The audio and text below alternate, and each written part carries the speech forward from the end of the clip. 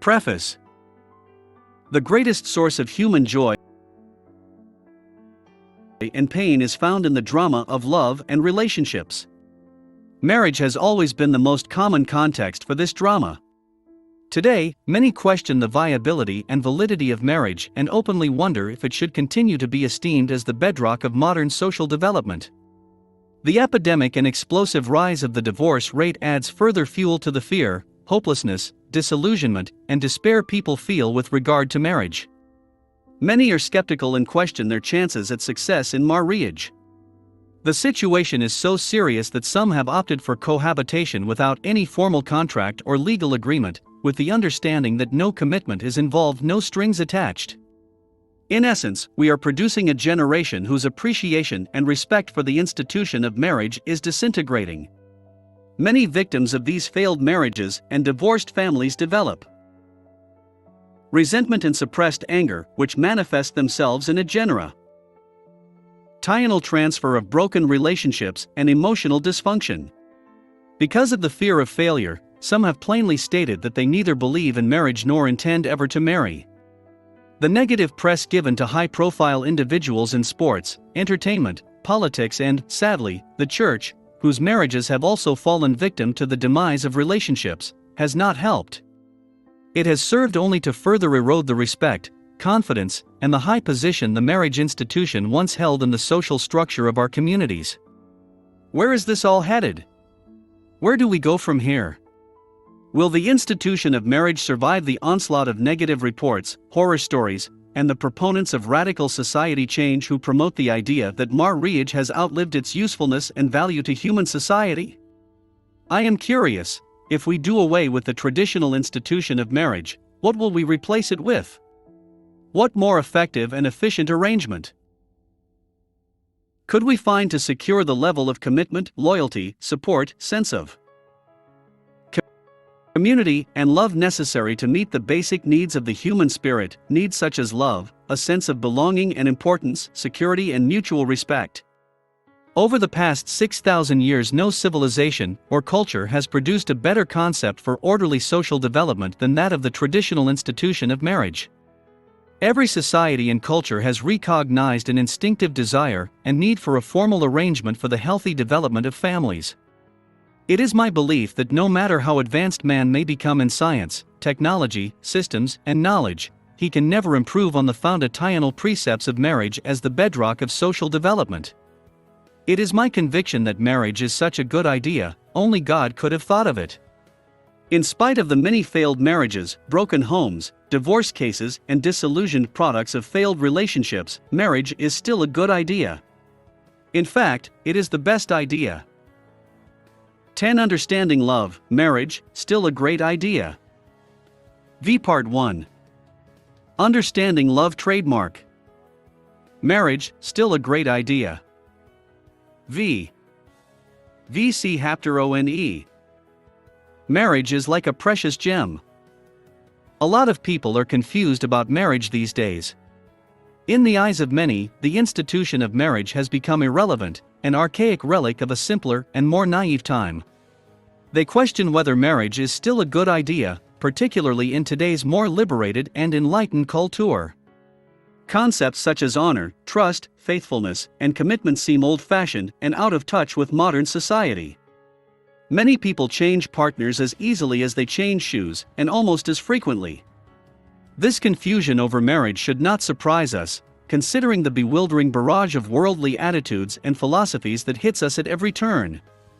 Everyday books, magazines, movies and television soap operas, sitcoms, and primetime dramas bombard us with images of wives cheating on their husbands and husbands cheating on their wives. Unmarried men and women hop into bed with each other at the drop of a hat and just as quickly hop out again to find their next partner. People today shop for relationships the way they shop for clothes. They try something on for size, and if it does not fit, they simply try something else. When they find something that suits them, they wear it for a while, until it fades or goes out of style. Then they throw it out or hang it up in the back of their closet and rush out to replace it. We live in a disposable, cast-off and throw-away society that has largely lost any real sense of permanence. Ours is a world of expiration dates, limited shelf life, and planned obsolescence. Nothing is absolute. Truth exists only in the eye of the beholder, and morality is the whim of the moment. In such an environment, is it any wonder that people ask, doesn't anything last anymore? Isn't there something I can depend on?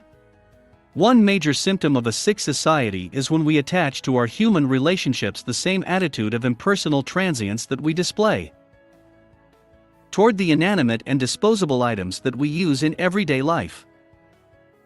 Marriage is the deepest and most intimate of all human relationships, yet even it is under assault. Is marriage still viable in modern society? Does it still make sense in our transitory world? Is marriage still a good idea? Marriage is God's idea. The answer is yes. Marriage is still a good idea because it is God's idea. He created it. He designed it.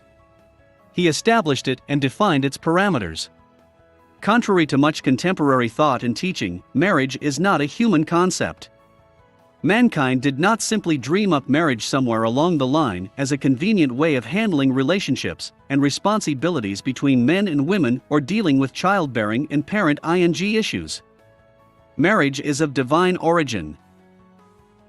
Marriage is still a good idea because it is God's idea.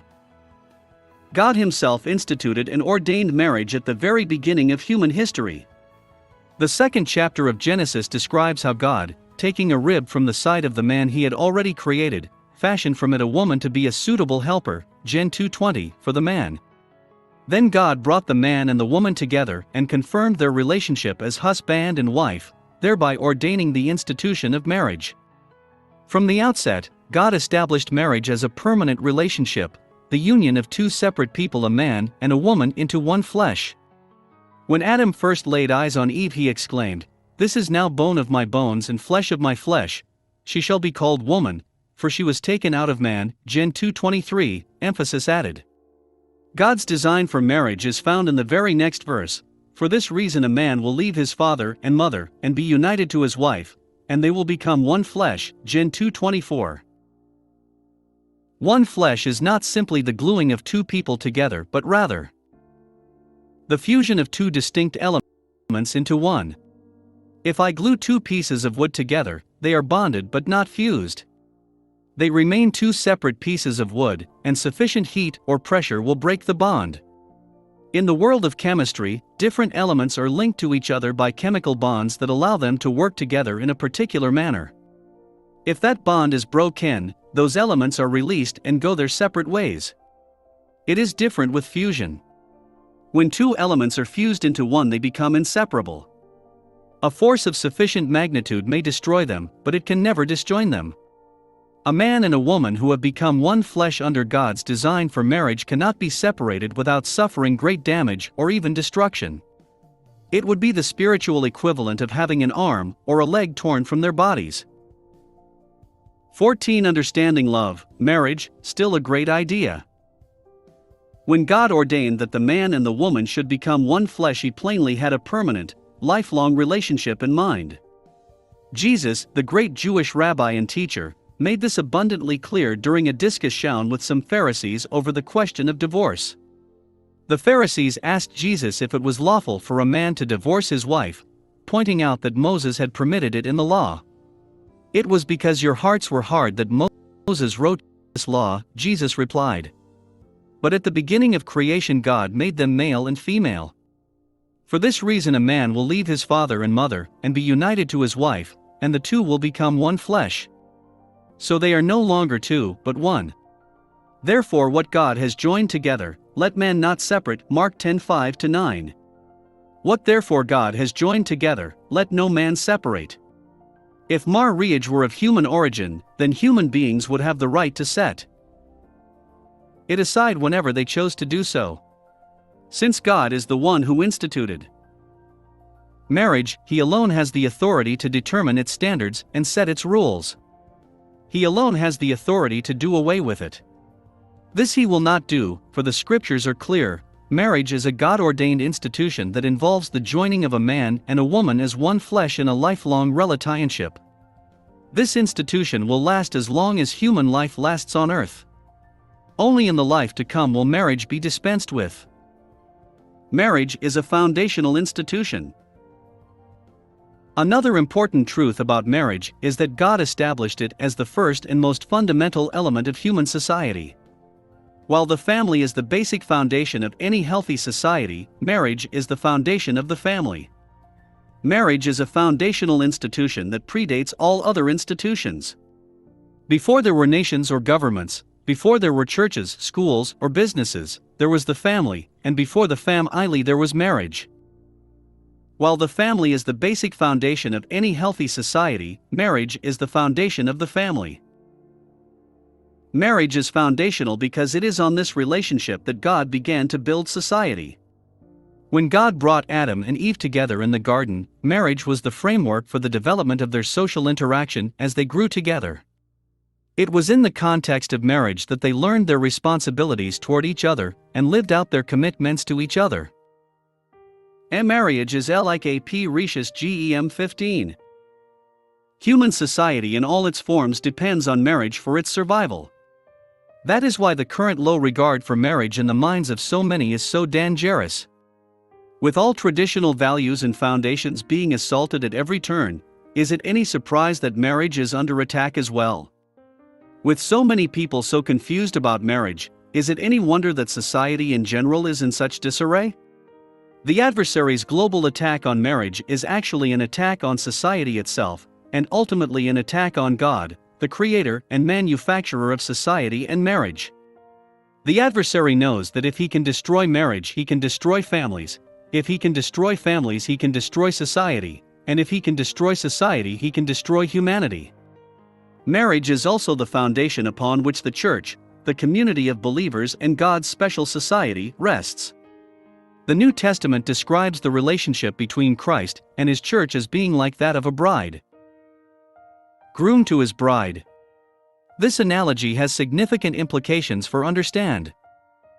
How husbands and wives are to relate to each other. For example, in his letter to the church in Ephesus, the first-century Jewish apostle Paul wrote, "Submit to one another out of reverence for Christ.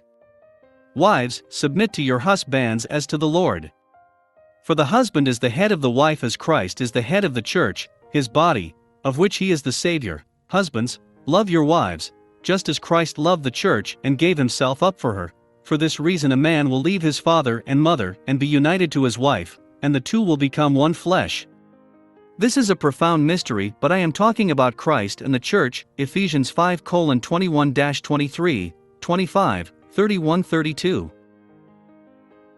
The relationship between Christ and his church is a model for that which should exist between husband and wife, a relationship of respect, mutual submission, and sacrificial love.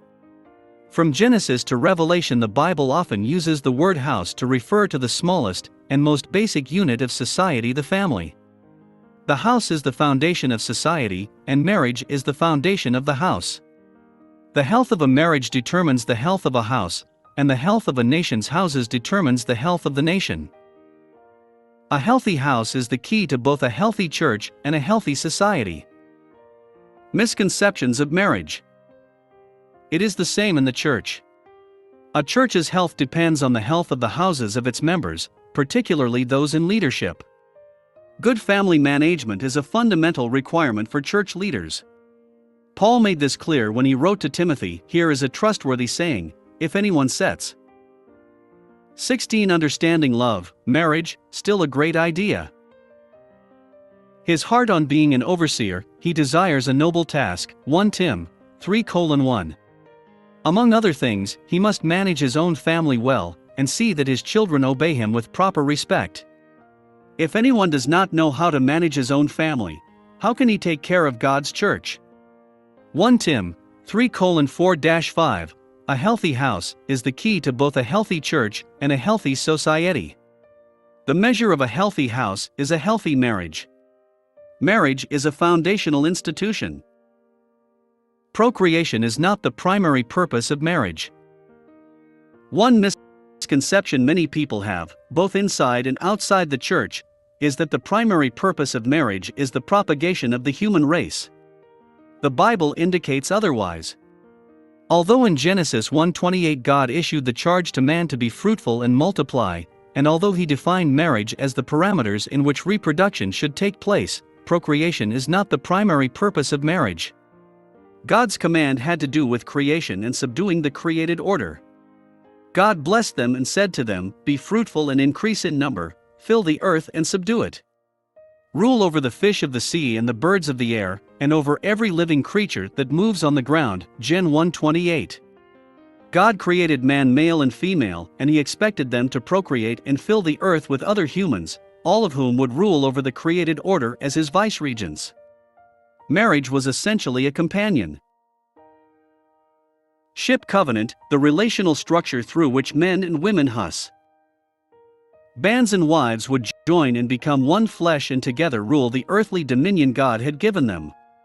Procreation is a function of marriage, but it is not the main focus. As contemporary society plainly shows, marriage is not necessary for procreation. Unmarried men and women have no trouble at all making babies. In many parts of the world, the number of out-of-wedlock births exceeds the number of babies born to married women. That is one reason why many scientists and sociologists are concerned that at the current rate, within 1 or 2 generations the global population will grow beyond the Earth's capacity to sustain it. Contrary to the common idea that marriage is mainly about making babies, marriage actually serves as a deterrent to rampant reproduction. There are at least 2 reasons for this. First, the social and moral requirement of being married before having children is still very strong in many places. Most people are still sensitive to the respectability of marriage, and that respect holds back a lot of procreation that would otherwise. And marriage is like a precious gem 17. Take place. Were it not for the institution of marriage, human beings would be even more prolific than they already are. Second, married couples who take their responsibilities seriously are careful not to conceive and give birth to more children than they can adequately love and care for. Paul had some strong words on this subject. If anyone does not provide for his relatives, and especially for his immediate family, he has denied the faith, and is worse than an unbeliever. 1 Tim 5:8. There is nothing sinful or unbiblical about careful advance family planning. Let me make it clear that abortion is not family planning, nor is it health care. Abortion is the termination of life and the premeditated destruction of potential. It is the death of destiny and the interference of divine protocol. Abortion is rebellion against the known will of God. On the contrary, true family planning is mature, responsible stewardship. Sex is not the primary purpose of marriage. Another common misunderstanding is that marriage exists for the purpose of legitimizing sexual relations. Marriage should never be equated with sex because sex is not the primary purpose of marriage. Sexual union is not and never has been the same thing as marital union. Marriage is a union that implies and involves sexual union as the establishment of a blood covenant, a central obligation, and a pleasure. See 1 Cor 7:3-5, but the three are not the same. First of all, marriage involves commitment. Sex has very little to do with commitment. It is a 100% physical response to physiological and biochemical stimuli. Sex is one expression of commitment in marriage, but it never creates commitment. By itself, sex neither makes nor breaks a marriage. Marriage is broader and deeper than sex and transcends it. Marriage is perhaps 1% sex, the rest is ordinary, everyday life. If you marry for sex, how are you going to handle the other 99%? For many years it has been a common belief that adultery breaks a marriage. That is simply not true. Sex does not create a marriage, so how can it break a marriage? Adultery is sin and, according to the Bible, the only legitimate grounds for divorce for a believer. Even then it is not automatic. Divorce is not mandatory in such instances. Adultery does not break the marriage. Breaking the marriage is a choice. Recognizing that sexual union and marital union are not the same is absolutely essential to any proper understanding of marriage. It is also essential in understanding divorce and remarriage. Marriage is bigger than, distinct from, but inclusive of sexual union. Absence of sexual activity will. 18. Understanding love, marriage, still a great idea. Never unmake a marriage, nor will its presence alone turn a relationship into a marriage. Marriage and sex are related, but they are not the same. A gem of a marriage. How then should we define marriage? If marriage is not primarily for sex or procreation, then what is it? As always, we can find the answer in the Bible. God's word is truly amazing, nothing we read there is there by accident. The basic Greek word for marry or marriage is gameo, which derives from the same root as our English word gem. That root word literally means to fuse together. Fusion of different elements into one describes the process by which precious gems are formed deep in the earth. That process is also an apt description of marriage. Precious gems such as diamonds, rubies, emeralds, and sapphires are formed far underground out of ordinary elements that are subjected to great heat and massive pressure over an extended period of time. Heat, pressure, and time working together can transform even the most common material into something extraordinary. Take coal for example. Coal is formed when partially decomposed wood or other plant matter is combined with moss. Tar in an airless environment under intense heat and pressure. This process does not happen overnight, but requires centuries. Although coal is basically a form of carbon, its constituent elements can still be distinguished under chemical analysis. Coal that remains in the earth long enough, thousands of years longer under continuous heat and pressure, eventually is transformed into diamond. Chemically, diamond is pure carbon.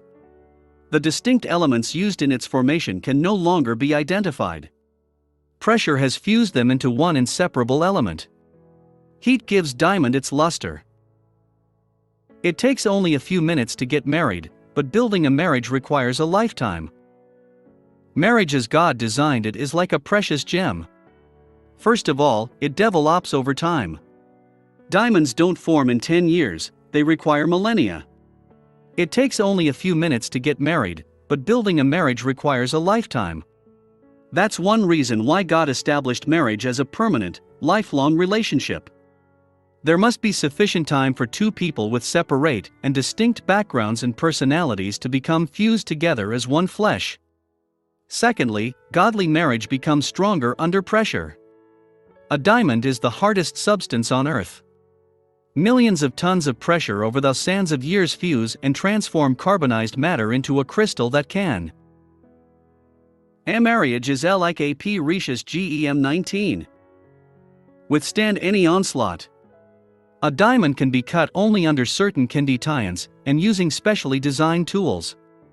In a similar way, external pressures temper and strengthen a godly marriage, driving a husband and wife closer together. Just as pressure purifies a diamond, so the everyday problems and challenges of life purify a godly marriage. A husband and wife face the pressure together. The harder things get, the stronger their union grows. Marriage fuses two different people into one so that under pressure they become so hard and fast that nothing can break them. Godly marriages and worldly marriages respond differently to pressure. In the world, when the going gets tough, partners split up. Like those two pieces of wood glued together, they are bonded but not fused. The heat and pressure of life break them apart. That same heat and pressure fuse a godly couple together so that their marriage grows ever stronger, until they become inseparable and unbreakable. Collision of histories. Marriage is never just the coming together of two people, but a collision of their histories. It is a clash of cultures, experiences, memories, and habits. Marriage is the beautiful accommodation of another lifetime. Building a strong marriage takes time, patience, and hard work. One of the hardest adjustments anyone faces is moving from single life to married life. Let's be honest, people do not change overnight. When you marry someone, you marry more than just a person, you marry an entire family, a complete history of experiences. That's why it is often so hard at first to understand this person, who is now sharing your house and your bed. Both of you bring into your marriage 20 or 30 years of life experiences that color how you see and respond to the world. Most of the time you quickly discover that you see many things quite differently from each other. Difference of viewpoint is one of the biggest sources of stress and conflict in young marriages. Adjusting to these differences is critical to marital survival. Unfortunately, many marriages fail on precisely this point. All of us filter what we see and hear through the lens of our own experiences. Personal tragedy, physical or sexual abuse, quality of family life when growing up, educational level, faith or lack of faith, any of these affect the way we view the world around us. They help shape our expectations of life and influence how we interpret what other people say or do to us. None of us enter marriage clean. To one degree or another, we each bring our own emotional, psychological, and spiritual baggage. Whatever our spouse says, we hear through the filter of our own history and experience. Our 20 Understanding love, marriage, still a great idea. Spouse hears everything we say the same way. Understanding and adjusting to this requires a lot other way as well. Normally, we don't find gems simply by walking along looking on the surface of the ground as we would searching for seashells on the beach. To find gems, we have to dig deep into the earth and chisel through hard rock. In the same way, we will never obtain God's kind of marriage simply by going along with the crowd, doing what everybody else does. We have to dig deep into the heart of God to discover His principles. Precious gems are rare, and so is a genuine marriage. There are no shortcuts, no easy 1-2-3 formulas. We have only God's Word to instruct us and His Spirit to give us understanding and discernment, but that is all we need. We will never obtain God's kind of marriage simply by going along with the crowd, doing what everybody else does. We have to dig deep into the heart of God to discover His principles. Rarely will we find anything of true value simply lying on top of the ground. The good stuff is most often found deep down where we have to work to get at it. A good marriage is something we have to work at, it doesn't happen by accident. Just as a precious diamond is the final result of a long and intensive process, so is marriage. So what is marriage? Marriage is a God-ordained institution, a lifelong relationship between one man and one woman. Over time and under the heat and pressure of life, two people under the covenant of marriage come together, and are lost in each other to the point where it becomes impossible to tell where one leaves off and the other begins. Marriage is a process, a fusion of two distinct and different elements into one, a sparkling jewel of love, faithfulness, and commitment that shines brightly in a world of short-lived fads and impermanence. A marriage is like a precious gem 21. Principles K. 1. Marriage is still a good idea because it is God's idea. 2. Marriage is a foundational institution that predates all other institutions. 3. Procreation is not the primary purpose of marriage. 4. Sex is not the primary purpose of marriage. Who were on the verge of divorce.